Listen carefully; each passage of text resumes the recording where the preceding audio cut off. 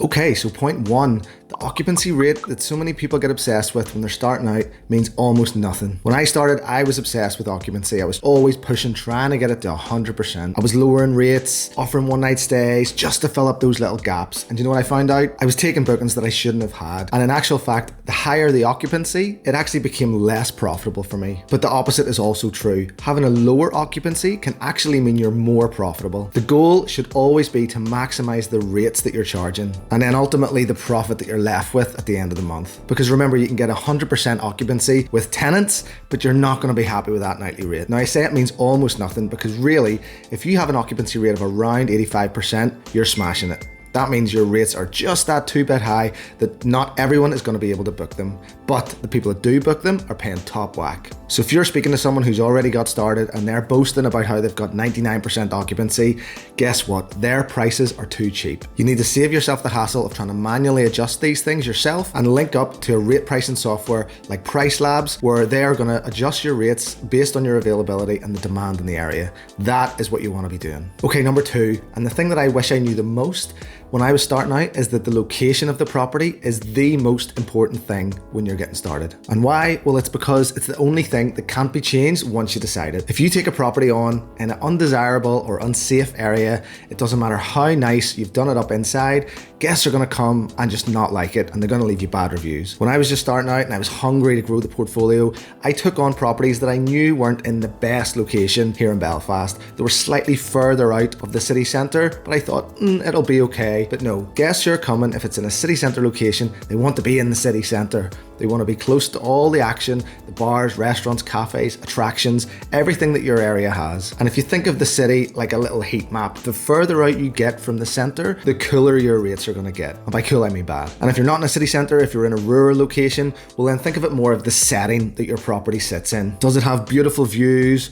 Or is it sitting right beside an abattoir or some horrible factory where the smells are going to come wafting into your property? Now, I don't mean to take the extremes like this, but it really is important to think about not just the inside of the property and your customer service, but also the outside of the property. What the guests experience when not only they're on their way to the property, but when they're actually in it and experiencing their stay. The third thing I wish I knew before I started was that you cannot fight the market forces of supply and demand. Now, I'm no economist, but I know if your property's shit, then no one's going to book it. Your property is going to be a product. And just like on a site like Amazon, reviews are going to come in judging how good it is, and those reviews are going to impact the demand for your property. So what that means is if you're opening a property in a place where there's a ton of supply already, well then you have to work damn hard to stand out from everyone else in your area and offer something exceptionally different or better that's going to make the demand for your place that much higher. Now you might be thinking, well, I'm in an area where there's no Airbnbs, so I'm going to open mine and I'm going to get all the demand because I'm the only supply. But in reality, there may be a reason why there are no other Airbnbs in that area. Maybe the demand just isn't there. Or maybe it is, and you're going to be the first one there in the gold rush. If you want to check it, you use a website like Airbnb. It's going to show you the types of guests that are going to come, what nightly rates you can charge, and it's just going to make everything when you're getting started so much easier. Now, before I go on, who the hell am I and why should you listen to me? Well, my name's Dave. I'm the founder of an award-winning property management company here in Belfast. We host over 15,000 guests a year across 75 properties, doing about £4 million in bookings. I'm an author of an Amazon #1 bestseller, and I love helping people either get started in Airbnb or scale up the right way. But most importantly, I remember what it was like when I was just starting out. There were no books you could read, there were no courses, the Airbnb platform didn't even exist. Yes, I know. I learned everything through trial and error, and there were lots of errors. And that's why this channel exists, to help clever, driven, good-looking people just like you get started in Airbnb and dominate. So let's get back to the video. And in at number 4, guests can be dicks. Now, not all of them, and they're not all going to be complete dicks, but you get a lot of guests who are going to come and they're just plain selfish and or rude to you as the host. Now, if you're offering a quality product, which you better be, then you're going to get guests who expect a lot. They're the type of guests that if their steak isn't cooked properly in a restaurant, they're going to ask for a refund. Or if their coffee's not hot enough when it's served, they're going to ask for another one. You know the type. Maybe you are that type. But the issue is, when it comes to you and your Airbnb, if they find one hair, one piece of dust, one little thing that's wrong in your entire property throughout the entire stay, they're going to come after you looking for a refund. Because remember, like I always say, this is a hospitality business and you are running basically a small hotel. So unfortunately, you're going to have to suck it up, say yes sir, no sir, I'm so sorry about this mistake, and deal with it. Offer a refund where it's due. If something has gone wrong, you're probably right to offer one, but do not be blackmailed. There are so many people out there who just look for something or just invent something to try and get a refund on their stay and get a completely free stay. And they'll tell you, if you don't give us a refund, we're going to leave you a negative review. Don't let that happen. Report that to Airbnb. That guest will probably get in trouble with Airbnb. Point number 5 is that, again, with guests do not care about you or your time. Now, I know you want to be delivering awesome customer service, but often to the guests, you are just an annoying little person who works at reception who's going to let them in so they can get on with their holiday. And that's fair enough. But of course, they assume that there is a reception when of course there's not. It's just your property in the middle of your street or your apartment block, and you're in there waiting for them to arrive. There was so many times I would be waiting at one of my properties to do a meet and greet. The guests on their way would just change plans, go and decide to go to the Giant's Causeway or stop for lunch, and they'd not tell you. So the agreed time that they were supposed to arrive, you've been sitting there already a bit early, and then the next thing they're 3 hours late. Or likewise, you could be sitting at 11 p.m. and a message will come in from a guest and they expect an immediate reply. It's effectively, they think they're in a hotel room and they're lifting the phone and pushing 0 to phone reception, that there's always going to be someone there waiting by the phone. But again, like before, this is the hassle that comes with Airbnb. You are running the hospitality business, guests do have questions, they are entitled to change their plans on the way to come and stay. So the best thing that you can do is to try and put measures in place to try and stop it happening. If you are going to do meet and greets, make sure you tell the guests that you're going to be there waiting for them, and that if the plans change, to please let you know. But also, bring your laptop, bring stuff that you can actually work on while you're waiting for the guests, so it's not just wasted time. And lastly, effective communication with the guests before and during their stay is key. So leave a really thorough guest book for guests whenever they get into the property, so they don't need to phone you at 11 p.m. to find out how the microwave works. And before they arrive, you can send them all your information about how to check in, how everything works then. So hopefully, if they read it, then they're going to be equipped to know what everything is, how everything works, and hopefully not torch you in the middle of the night. So the sixth thing that I wish I knew when I started out is that growing an Airbnb business is actually really hard. 1 property is very manageable. 2 properties is manageable as well. Now, if you want to know how to do that, you can click this link and watch this video. There are ways to systemize it. But once you get past 2 or 3 properties, things get a little crazy. You can end up stretched and overworked. You're spinning all sorts of plates. Now, it's of course the right thing to do to leverage out systems and people and tech, but once you get some of that work off your plate, remember you're the owner, you're the person who cares about this more than anyone, and you can deliver the personal touch, you can answer the phone at 11 p.m. Once you start chipping away at that, then it is a fact of life that the quality of the interactions that your guests will have will drop. And that's going to end up in lower review scores overall than if you had your hands on absolutely everything and you were managing everything yourself. Now, if you're willing to accept that, well then great, go for your life. But if you are someone who wants to maybe micromanage and have everything sitting absolutely perfectly, well then I would say stick to 1 or 2 properties. Okay, point number 7, the OTAs. When I say OTA, I mean online travel agent, Airbnb, Booking.com, Expedia, whatever. They do not give a shit about us hosts. They only care about themselves and the guests. Now, they call us partners, especially on Booking.com, but we're not partners. Is he gaslighting me? In their eyes, we work for them. So they will not back you. They will not side with you against a guest unless you have everything in your policies and your house rules and stuff in writing between you and the guest, absolute watertight evidence that you can prove that the guest is not being so nice. All the guest needs to do is go complaining to Airbnb or Booking.com, and those sites are going to come down on us like a ton of bricks because we've annoyed their guests. And why do they do that? Well, it's because they want guests on their platform to have the best experience. So they're willing to step on us to keep those guests booking through Airbnb or the others. Now, if you're still here and you're enjoying hearing about all the mistakes that I made when I started out,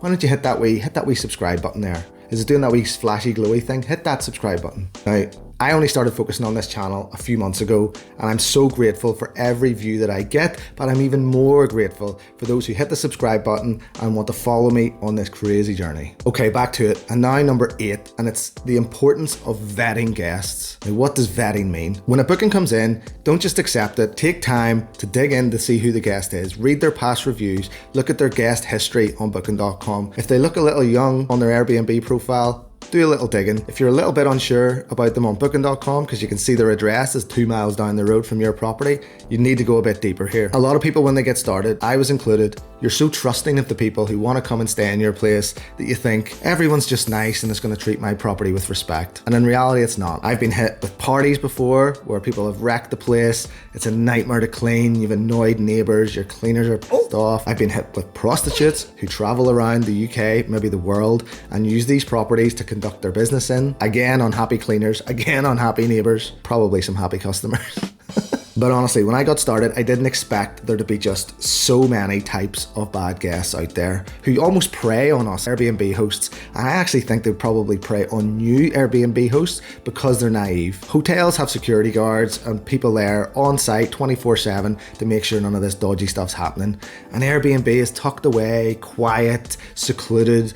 You can get away with loads of stuff there. So that's why they're on those platforms looking for properties like yours and mine to go and do whatever they do in. So you've got to be strict and streetwise. And if you want to learn more about the dark side of Airbnb hosting, click this video. Number 9, and this is one that I hear about in my community often, people get frustrated at, and I've been there as well. You cannot please everyone. No matter how hard you try to deliver amazing customer service to make sure the guests have the best day ever, you will get bad reviews. Now, back when I started, I cared so deeply about each review. It was honestly like I attached my self-worth to whether I got a 5 out of 5 or a 10 out of 10. So it was like a punch in the stomach whenever people would say, Everything was great, absolutely perfect. I love my stay. Dave was such a great host. 4 out of 5. It's like you just can't fathom what was the problem. You literally said the word perfect. 4 out of 5 is not perfect. But like so many of these things, you just have to take it on the chin. One bad, or in this case, average review is not going to ruin your average. The best thing you can do is respond to that review and be polite and professional to say thank you, why didn't you leave me a 5? But also to just keep focusing on the next review, the next review, the next review. Get those 5, 5, 5s, and that's going to bring that average back up. And I actually think people get a bit suspicious if they find a property that has literally 5 stars with 150 reviews or 10 out of 10 with tons of reviews as well. Like, people know nothing's perfect. So the odd average one is not going to be a problem, but try not to associate your self-worth with your review score of your property. Okay, so number 10, and we're back on the guests, and guess what? They can be absolute idiots at times. I already touched on the phone calls and the messages at all hours. You know, we talk about having the welcome pack and the guest book and sending the emails and all the communication you send with guests, but guess what? They often just don't read it. You get phone calls when you're due to check in saying they're lost, they can't find the property, they can't find the key safe, they don't know how the door opens, they don't know how the door locks, they don't know how the oven works, they don't know where the Wi-Fi code is. All these things that you know that you've sent in an email that is right in front of them in the guest manual, but they won't read. It can be so frustrating, and you always have to, when you're setting up a property, account for the fact that guests can be just really dumb at times. But please remember, these guests are often coming from a different culture to you. Everything to them seems weird. Your door lock's funny, your dishwasher loads in a different way, your tumble dryer goes in the top instead of the bottom, the street signs are different, the roads are different, all these things are different. So please, it's important to bear with them, try and deliver that customer service, and again, just smile through it and say, no problem, let's get you through this. Number 11, and I swear this is the last thing I'm going to say about guests, but they can be so careless when they're in your property. Glasses get broken, keys get lost, wine gets spilt on things. Like, honestly, how often do you do that at home? Probably not very often. Well, it happens all the time in Airbnbs. The only way I can explain this is I think they're in an unfamiliar situation, they're on their holidays, so they're a bit more relaxed, a little less focused on doing everything right, and they just don't care as much than as if they were in their own house. But it can be really frustrating. In my opinion, it's a cost of doing business. You can either start chasing people to try and charge them, which I don't think is a good idea, or you can just ask people, please leave you a 5-star review at the end of your stay. Cover the cost yourself, be a good host, but just be prepared that these things are going to happen to you. Number 12, and it is one night stays are the devil. You should never take one night stays. I don't care who you are, where you are, don't do it. It's not only the changeover costs that make these stays so not profitable, because think about it, 7 one-night stays, how many changeover costs are you going to have there versus 1 7-night stay with just 1 changeover at the end? But it's also the type of guests who are coming. Now remember those bad guests I was talking about earlier with the parties? They are wanting one night stays in your property, a stag do, a hen do, a birthday party. It's crazy. So it's just not worth it. Setting a 2-night or even a 3-night minimum stay is going to make your property far more profitable and also get you better guests. Okay, 12 down and 2 to go. And honestly, I have no idea how long this video is. It could be 8 minutes, it could be 80 minutes. I'm gonna guess 10 minutes 43. I have no idea. Okay, so number 13, it's really important that when you get started, you keep your running costs in line. Now, when I got started, I was leaving such elaborate and crazy welcome baskets for all the guests that came. There was like all sorts of stuff coming out of there. And in reality, stuff was either opened and like one bit of it was taken and the rest was just binned, or it was just going out of date and put in the bin anyway. But I had to keep buying all these things to have them ready to leave. And at the same time, if you leave too much food, you're just encouraging the guests to cook in your place, when really, even though we offer cooking facilities, we would love it if they just went out and just ate out for their whole stay. But the second thing is, running your Airbnb, you're gonna need huge amounts of cleaning supplies and my favorite, toilet roll. So it's really important that you find a good wholesaler where you're going to be able to get these things at a discount. Don't go to your normal local shop because you're going to be paying top whack. You need to go to a wholesaler where you're going to be getting economies of scale. Yes, you're going to need somewhere to store all this stuff, but it's going to work out far, far cheaper. And the last thing that I wish I knew when I was starting out is that better doesn't always mean better. Huh? Now, what do I mean by that? Well, when I started out, I provided things like a really fancy coffee machine, a really cool TV and sound system, because I thought that would just wow the guests. But in actual fact, they could never figure out how to use it. Even though the guest instructions were there, even though I was trying to talk them through it on the phone, it was just too complicated. It frustrated them and it frustrated me as well. Now, there are so many instances when you're setting up your Airbnb that you can either get the best or you can get something simple. Now, I would always say, go for simplicity. You want your guests to come in to intuitively know how to use everything, to have a great stay, to not even consider that the thing that you were providing was a little frustrating. You want them to go out, enjoy their time, 5-star review at the end. Now, the next video you have to watch is this one showing 5 big mistakes that new Airbnb hosts make. If you've enjoyed this video, please leave me a comment and don't forget to hit that subscribe button. See you next time.